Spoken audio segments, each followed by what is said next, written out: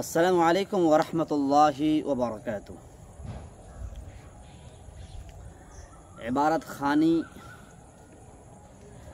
کو کیسے سمجھا جائے، اعراب آسان سے آسان تر اسلوب میں لگانا کیسے ممکن ہمارے لیے ہو سکے، اس کی یہ دوسری کڑی ہے۔ آسان اسلوب میں آپ کے سامنے پیش کرنے کی کوشش کروں گا۔ بدون کسی تمہید کے عبارت خوانی کا سلسلہ شروع ہوتا ہے۔ العصر الجاہلی،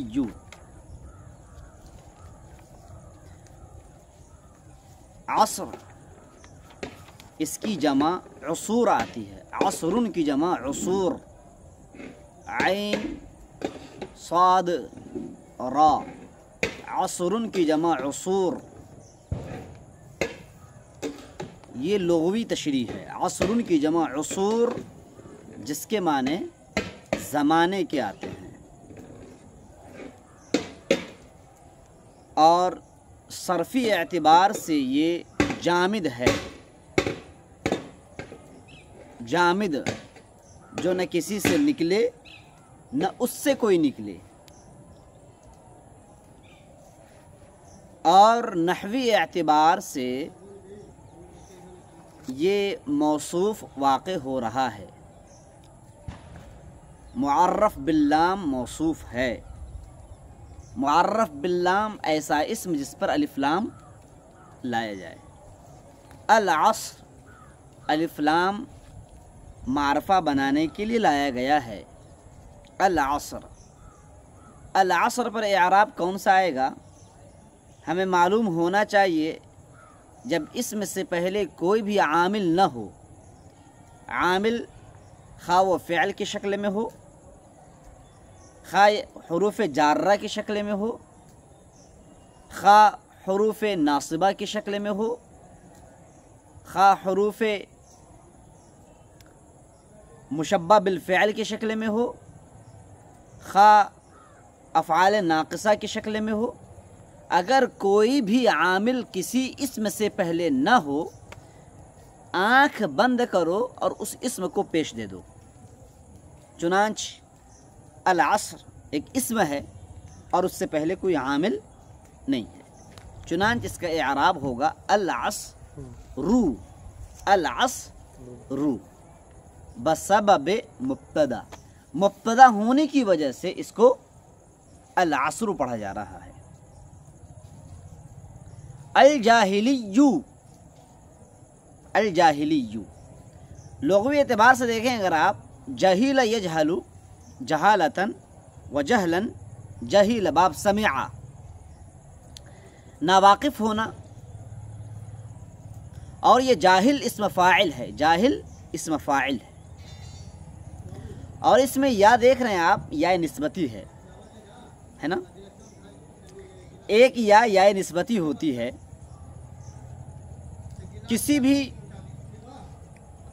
اسم کو صفت بنانا ہو، جس اسم کے اندر صفت بننے کی صلاحیت نہ ہو، اگر اس کو آپ صفت بنانا چاہتے ہیں تو اس اسم کو یا کے ساتھ جوڑ دو، یا نسبتی کے ساتھ جوڑ دو، خود بخود وہ اسم صفت بن جائے گا۔ جیسے امریکہ، امریکہ کو اگر آپ صفت بنانا ہو تو کیا کریں گے؟ یا نسبتی جوڑیں، امریکی جن، ہے نا۔ عرب، اس کو صفت بنانا تو کیا کرتے ہیں؟ عربی جن۔ فرنیہ، فرنوی جن، یہ مہاراج گنج ہے، مہاراج گنجوی جن۔ ندوہ ہے، ندوی جن۔ دیوبند ہے، دیوبندی جن، ہے نا۔ العصر الجاہلی، یہاں پر یا نسبتی ہے،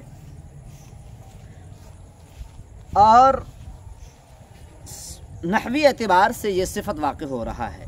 العصر موصوف، الجاہلی صفت۔ موصوف اپنی صفت سے ملنے کے بعد اس کو آپ کئی اعراب دے سکتے ہیں، اس کو آپ زبر بھی پڑھ سکتے ہیں، العصر الجاہلیہ، جبکہ اس سے پہلے آپ کیا مانے؟ فعل محذوف مانے، اقرأ العصر الجاہلیہ، جاہلی زمانے کو پڑھو، اور العصر الجاہلی اگر آپ اس کو موصوف صفت سے ملنے کے بعد مبتدا بنا دیتے ہیں تو خبر محذوف ماننا پڑے گا، ہے نا؟ العصر الجاہلی ھذا، آپ جون سے بھی خبر مان لیں یہاں پر۔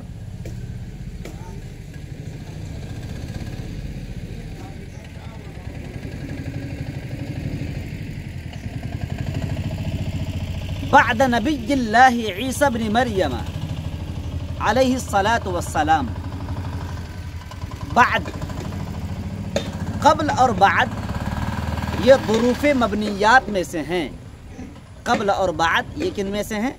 ظروف مبنیات میں سے۔ قبل اور بعد کے بعد اگر مضاف الیہ ظاہر ہو اور اس سے پہلے حرف جار من نہ ہو، قبل اور بعد سے پہلے حرف جار صرف اور صرف من ہوا کرتا ہے، اس کو ذہن نشیں کر لیں، قبل ہو یا بعد ہو، اس سے پہلے اگر حرف جار ہے تو وہ صرف اور صرف من ہے، من قبلہم و من بعدہم، ہے نا؟ تو اگر قبل اور بعد سے پہلے حرف جار من نہ ہو اور قبل اور بعد کے بعد مضاف الیہ لفظاً ظاہر ہو، آپ دیکھ رہے ہوں اپنی آنکھوں سے، تو ایسے موقع پر قبل اور بعد کا اعراب مبنی بر فتحہ ہوگا، ہے نا؟ قبل زیدن، ہے نا؟ قبلی نہیں پڑھیں گے، قبلو نہیں پڑھیں گے، کیا پڑھیں گے؟ قبل زیدن۔ تو یہاں پر نبی اللہ، اس سے پہلے بعد ہے، تو بعد پر کون سا اعراب آئے گا؟ زبر آئے گا، کیونکہ بعد سے پہلے کوئی حرف جار نہیں ہے، اور بعد کے بعد جو ہر مضاف الیہ ہے وہ کیا ہے؟ ظاہر ہے۔ یہ قبل اور بعد کی پہلی شکل ہے، جبکہ مضاف الیہ ظاہر ہو اور اس سے پہلے حرف جار نہ ہو تو ایسے موقع پر قبل اور بعد کو زبر دیا جاتا ہے۔ دوسری شکل قبل اور بعد کی یہ ہے کہ اس سے پہلے حرف جار ہو اور مضاف الیہ بھی ظاہر ہو، مضاف الیہ بھی ظاہر ہو، من قبل زیدن، زید مضاف الیہ ظاہر ہے اور قبل سے پہلے من بھی ظاہر ہے، تو ایسے موقع پر قبل کو زیر دیں گے، کیا دیں گے؟ زیر دیں گے۔ یہ دوسری شکل ہے قبل اور بعد کی، من بعد زیدن من بعدہم۔ اور تیسری شکل ہے قبل اور بعد کی، وہ یہ ہے کہ قبل سے پہلے حرف جار ہو یا نہ ہو، قبل سے پہلے حرف جار ہو یا نہ ہو، لیکن قبل کے بعد مضاف الیہ محذوف ہو، قبل کے بعد مضاف الیہ محذوف ہو۔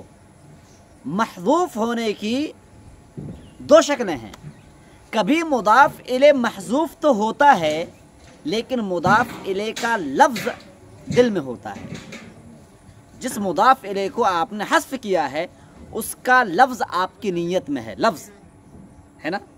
جیسے من قبل ذالکا، آپ نے ذالکا کو حذف کر دیا اور ذالکا کو دل میں مانا، تو مضاف الیہ محذوف ہو لیکن دل میں ہو مضاف الیہ، تو دل میں مضاف الیہ کو ماننے کی دو شکلیں ہیں، ایک شکل یہ ہے کہ اس لفظ کو دل میں مانو، ذالکا کو دل میں مانو، ھذا کو دل میں مانو، ایک شکل یہ ہے۔ اگر آپ دل میں مضاف الیہ کو لفظاً مانتے ہیں تو ایسی شکل میں من قبلی ایک زیر کے ساتھ، اگر حرف جار ہو تو اس سے پہلے من قبلی، حرف جار نہ ہو تو حرف جار نہ ہو تو قبلہ، کیا؟ قبلہ۔ ایک زبر کیوں دے رہے ہیں یا ایک زیر کیوں دے رہے ہیں؟ کیونکہ یہ قبل قبلی، اس کے بعد مضاف الیہ محذوف مان رہے ہو، ہے نا؟ مضاف الیہ جب آپ لفظاً مانیں گے تو وہاں پر ایک زیر دیا جائے گا، کیونکہ ہر وہ اسم جس پر تنوین آنی چاہیے، توجہ کے ساتھ سنیں، ہر وہ اسم جس پر تنوین آنی چاہیے اور آپ تنوین نہ دیں، ہر وہ اسم جس پر تنوین آنی چاہیے اور آپ تنوین نہ دیں وہ اسم ناقص ہے۔ جیسے قلم، الف لام کو خالی کر دو، ہے نا؟ الف لام سے قلم کو ہٹا دو، قلم، صرف قلم، قلم پر تنوین آنی چاہیے، لیکن اگر آپ بولتے ہیں قلمو تو یہ ناقص ہے۔ رجل، الف لام سے نکال دو اس کو، الف لام ہٹا دو، رجلن ہونا چاہیے تھا، لیکن اگر آپ رجلو پڑھتے ہیں تو یہ ناقص ہے۔ سمجھ میں آ رہے ہیں؟ تو ہر وہ اسم جس پر تنوین آنی چاہیے اور آپ تنوین نہیں دے رہے ہیں تو سمجھو وہ کیا ہے؟ ناقص ہے نا؟ اس کو تام بنانے کے لیے دو شکلیں ہوتی ہیں۔ کوئی بھی اسم ناقص ہو، اس اسم ناقص کو تام بنانے کے لیے دو شکلیں ہیں۔ ایک شکل یہ ہے کہ اس اسم ناقص کا مضاف الیہ ظاہر کر دیا جائے، جیسے قلم زیدن، قلم زیدن۔ اب زید کی وجہ سے قلم کیا ہو جائے گا؟ تام ہو جائے گا، اوکے۔ دوسری شکل یہ ہے اس اسم کو تام کرنے کی کہ اس اسم پر تنوین لے آئیں، قلم رجل، بس میں آ رہے نا۔ ایک اور شکل میں بتا رہا ہوں تام بنانے کی، اس پر الف لام لے آؤ، القلم الرجل، وہ معرفہ ہو جائے گا۔ برکیف اگر اسم پر تنوین آنی چاہیے اور آپ تنوین نہیں دے رہے ہیں، سمجھو کہ وہ اسم ناقص ہے۔ اس کا مطلب یہ ہوگا کہ مضاف الیہ وہاں پر محذوف ہے۔ تو قبل اور بعد کے بعد جب مضاف الیہ اگر محذوف کرتے ہیں اور وہ مضاف الیہ دل میں لفظاً مانتے ہیں، ذالکہ مانتے ہیں دل میں، تو من قبل ایک زیر دیں گے، کیونکہ اس کے بعد مضاف الیہ ہے وہاں پر، اگرچہ دل میں ہے نا۔ اور تیسری شکل کیا ہے؟ چوتھی شکل وہ یہ ہے کہ مضاف الیہ کو محذوف تو مان رہے ہو اور اس مضاف الیہ کو آپ دل میں محذوف معنن مان رہے ہو۔ کیسا؟ معنن۔ ابھی کیا شکل بتائی؟ لفظاً آپ نے لفظ ذالکہ کو مانا، لیکن چوتھی شکل میں کیا بتا رہا ہوں؟ ذالکہ کو نہ مانے بلکہ ذالکہ کا معنی مراد لے، ذالکہ کا معنی وہ، تو من قبل وہ کو آپ دل میں مان رہے ہو، وہ کو، ہے نا۔ من قبل ہذا کو نہیں مان رہے ہو، من قبل یہ مان رہے ہو، یہ۔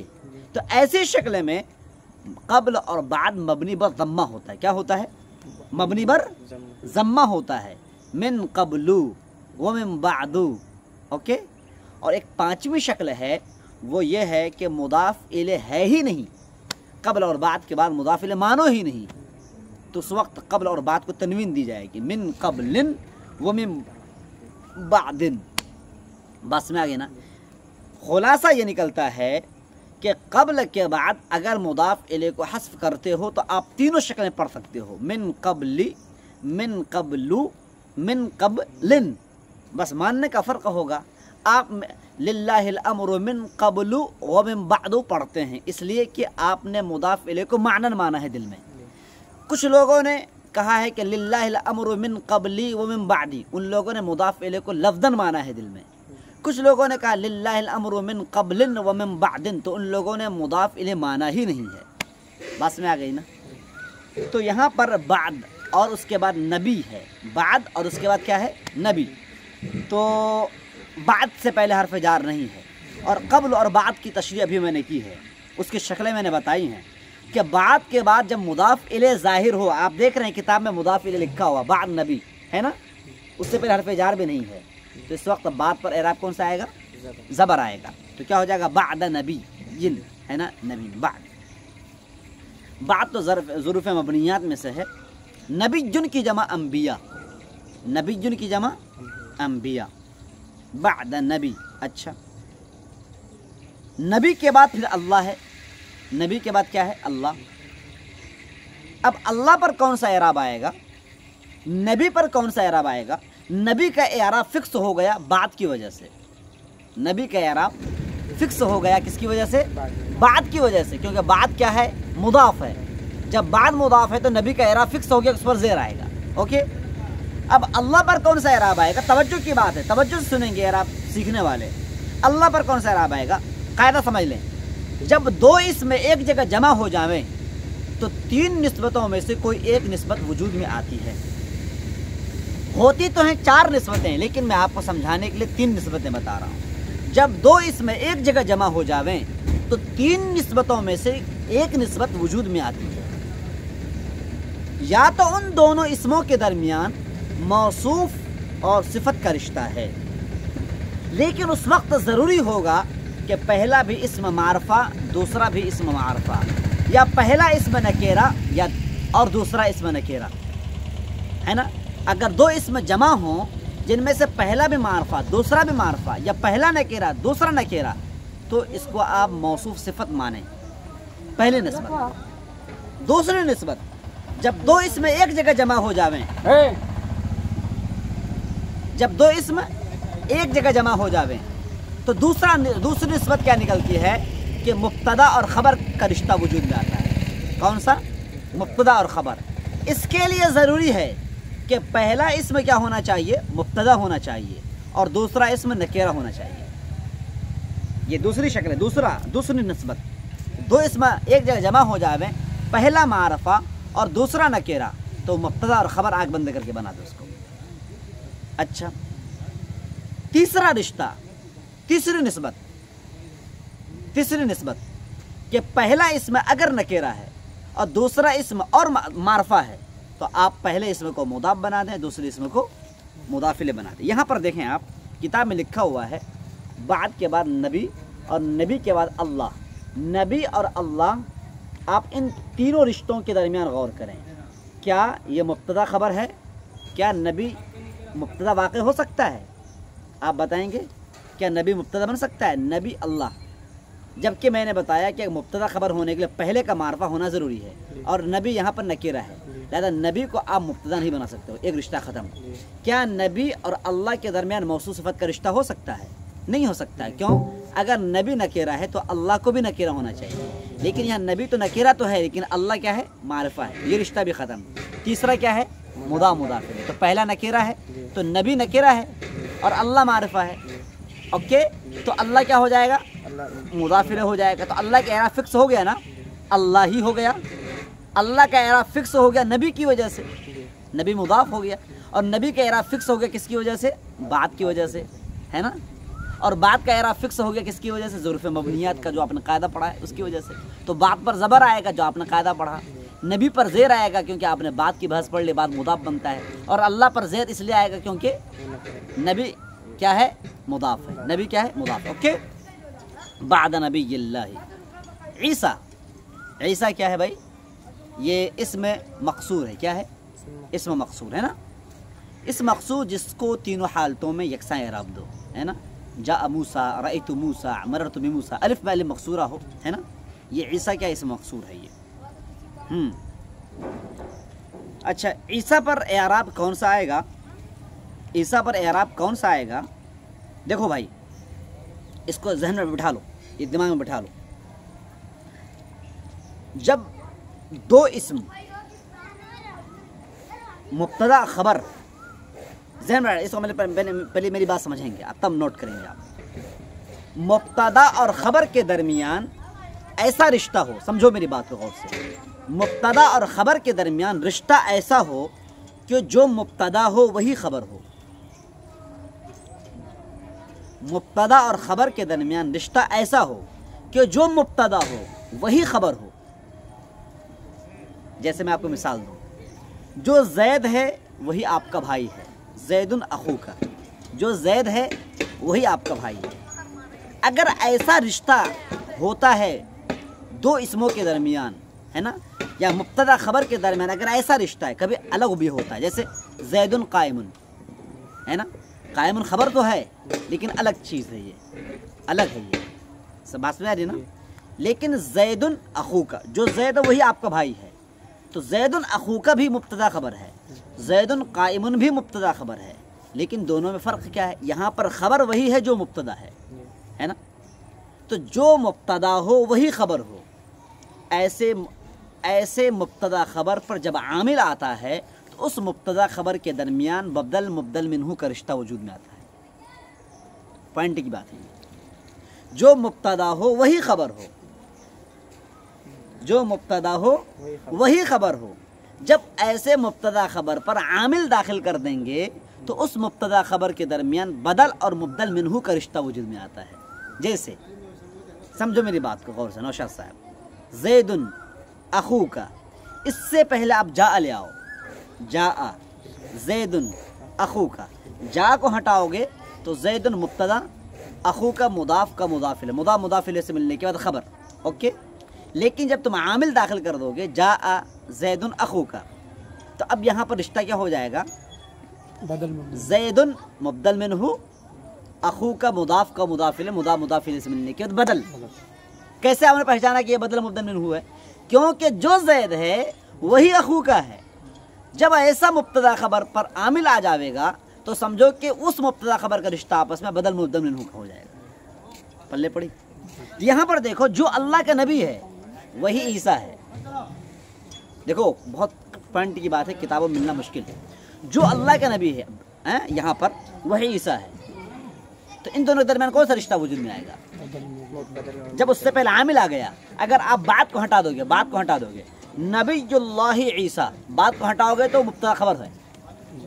عامل جب ہٹا دو گے، زید اخوکا سے جا زید اخوکا سے جا کو ہٹا دیا تو مبتدا خبر ہو گیا، نہیں سمجھا؟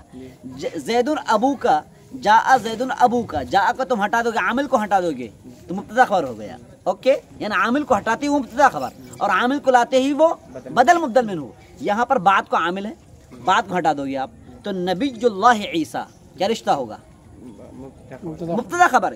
نبی اللہ، جو اللہ کے نبی ہیں وہی عیسیٰ ہیں۔ اوکے، اب جب اس پر تم نے عامل کو داخل کر دیا بعد کو، تو نبی اللہ اور عیسیٰ ان دونوں کے درمیان کون سا رشتہ ہوگا؟ بدل مبدل منہ کا ہوگا۔ ترکیب کیا ہو جائے گی؟ نبی مضاف، اللہ مضاف الیہ، مضاف الیہ سے ملنے کے بعد مبدل منہ۔ اوکے، عیسیٰ بدل، یہ بدل ہے۔ اوکے، بدل ہے۔ اچھا، اب عیسیٰ کو ابن سے کیسے جوڑیں گے؟ ابن پر کون سا اعراب آتا ہے؟ ابن پر وہی اعراب آتا ہے جو اس سے پہلے اسم پر اعراب آئے گا۔ ابن سے پہلے عیسیٰ ہے نا، تو جو اعراب عیسیٰ پر آئے گا وہی اعراب ابن پر آئے گا۔ بات سمجھ آ رہی ہے نا؟ اچھا، ابن ہمیشہ مضاف ہو کر استعمال ہوتا ہے، تو ابن پر ابن کے بعد جو آئے گا مضاف ہونے کی وجہ سے وہ فکس ہے نا بھائی۔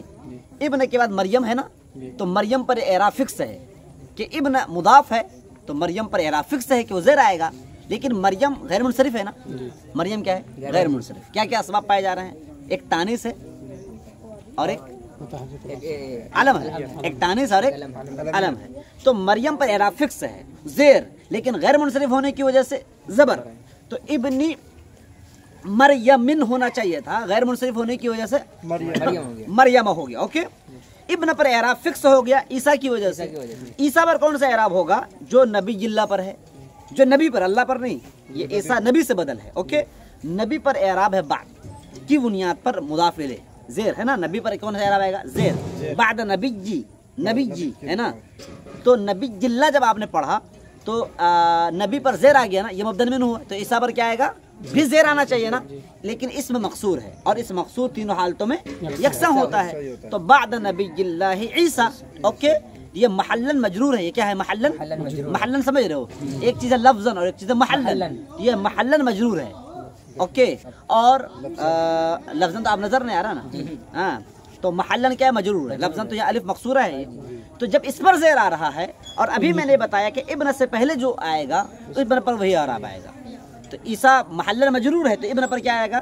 زیر آئے گا، تو عیسیٰ بنی ہو گیا، اور ابن مضاف ہمیشہ بنتا ہے، تو اس کی وجہ سے مریم پر زیر آنا چاہیے، تو یہ غیر منصرف ہونے کی وجہ سے مریم ہو گیا۔ کیا ہو جائے گا؟ بعد نبی اللہ عیسیٰ بن مریم علیہ السلام۔ یہ جملہ معترضہ ہے۔ علیہ السلام کیا ہے؟ جملہ معترضہ، جار مجرور سے ملنے کے بعد خبر مقدم، السلام مبتدا، مبتدا بن خبر سے مل جملہ معترضہ ہو جائے گا۔ اوکے، ترجمہ کیا ہو جائے گا؟ اچھا، جب بدل مبدل منہ، وہ قاعدہ میں پھر سے بتا رہا ہوں، شاید کہ سامعین کو سمجھنے میں پریشانی اور آپ لوگ بھی سمجھ لو، کہ جب مبتدا اور خبر کے درمیان رشتہ ایسا ہو کہ جو مبتدا ہو وہی خبر ہو، جب مبتدا اور خبر کے درمیان رشتہ ایسا ہو کہ جو مبتدا ہو وہی خبر ہو، دیکھو بہت قیمتی بات بتا رہا ہوں میں، پوائنٹ کی بات ہے، بہت مشکل سی کتابوں میں ملے گا شاید کہ مبتدا اور خبر کے درمیان رشتہ ایسا ہو کہ جو مبتدا ہو وہی خبر ہو، ایسے مبتدا خبر پر جب تم عامل داخل کرو گے تو وہ مبتدا خبر خود بخود بدل مبدل منہ۔ میں نے مثال ابھی دی تھی، زید اخو کا، جو زید ہے وہی آپ کا بھائی ہے نا، تو زید اخوکا کی ترکیب ہے زید آپ کا بھائی، یہ مبتدا خبر ہے، لیکن جب زید اخوکا پر عامل داخل کرو گے تو یہ زید اخوکا آپس میں بدل مبدل منہ بن جائے گا، نہیں سمجھا؟ یہ بدل مبدل منہ بن جائے گا۔ تو یہاں پر وہی بات ہوئی کہ جو اللہ کے نبی ہیں وہی عیسیٰ ہیں۔ जब बदल मुब्दल मिन्हू हो जाए तो बदल मुब्दल मिन्हू को एक साथ जोड़ा जाता है। अल्लाह के नबी ईसा बिन मरियम के बाद, तर्जमा ऐसा नहीं करना कि अल्लाह के नबी के बाद ईसा बिन मरियम, ऐसा नहीं, अल्लाह के नबी ईसा बिन मरियम अलैहिस्सलातु वस्सलाम के बाद। ये आज का ये दूसरा सबक है। मैंने सोचा था कि मुकम्मल एक पैराग्राफ आपके सामने पेश करूँगा, लेकिन हो नहीं पाता। यह आगाज़ है इंशाअल्लाह। अगर ये मिजाज बन जाता है, इस तरह से अगर हम अदब पढ़ते हैं और उसके हर गोशे पर बहस करते हैं और कलाम करते हैं, तो एक सबक मुकम्मल होते होते इंशाअल्लाह हमारे ज़हन दिमाग में नहव और सर्फ़ के तकरीबन गोशे मुस्तज़र हो जाएंगे। जज़ाकुमुल्लाहु अहसनुल जज़ा। सदका जारिया समझते हुए इस वीडियो को शेयर करने की कोशिश करें।